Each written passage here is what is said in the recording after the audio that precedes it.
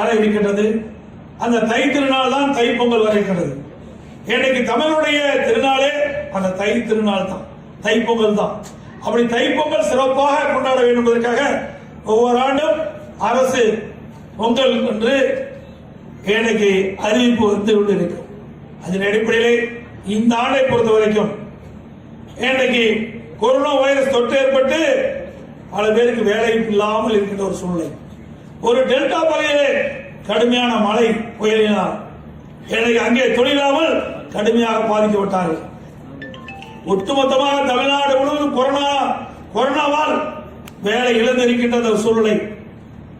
புயலால் கனமழையால் தொழிலாளர் வேலை இழந்திருக்கின்ற சூழ்நிலை இரண்டும் இந்த ஆண்டு பாதிக்கப்பட்டிருக்கின்றது.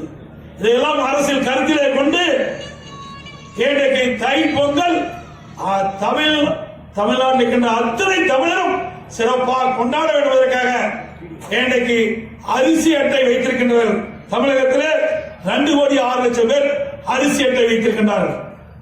2,06,00,000 பேர் அரிசி அட்டை வைத்திருக்கின்றார்கள். 2,06,00,000 அரிசி அட்டை வைத்திருக்கின்ற ஒவ்வொரு குடும்ப அட்டைதாருக்கும் அரிசி குடும்ப அட்டைதாருக்கும் இன்றைக்கு 2,500 ரூபாய் தைப்பொங்கல் என்று வழங்கப்படும்.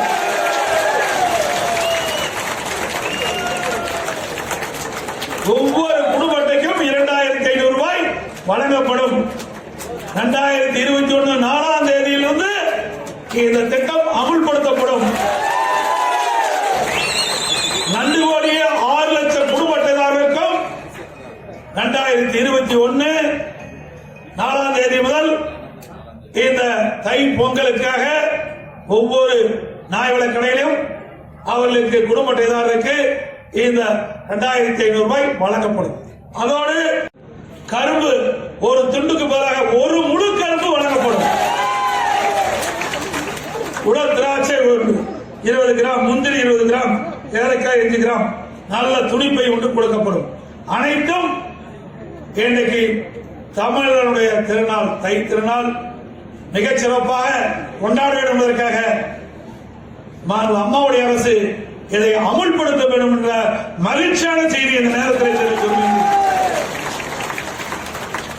அதற்கு முன்பு எல்லா குடும்ப அட்டைதாரருக்கும் அந்த துறையைச் சேர்ந்த அதிகாரிகள் வீடு வீடாக வந்து டோக்கன் கொடுப்பார்கள்.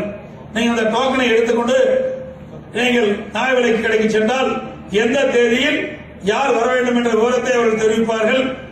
அந்த தேதியில் நீங்கள் நியாய விலைக்கு கடைக்கு சென்றால் போதும் தை பொங்கல் அந்த தொகுப்பு திட்டத்தை உங்களுக்கு வழங்குவார் என்ற நற்செய்தி இந்த நேரத்தில் தெரிவித்து இந்த அரசு உங்களுடைய அரசு அம்மாவுடைய அரசு மக்களுடைய திட்டங்களை நிறைவேற்றுவதுதான் எங்களுடைய லட்சியம். இந்த தொகுதியுடைய சட்டப்பேரவை உறுப்பினராக இருந்து முதலமைச்சராக நான் தேர்ந்தெடுக்கப்படுகின்றேன். உங்களுடைய அன்பு எப்பொழுதும் எங்களுக்கு இருக்க வேண்டும் என்று கூறி சிறப்பான ஏற்பாடு செய்த அனைவருக்கும் நன்றி தெரிவித்துக் கொள்கிறேன். நன்றி, வணக்கம்.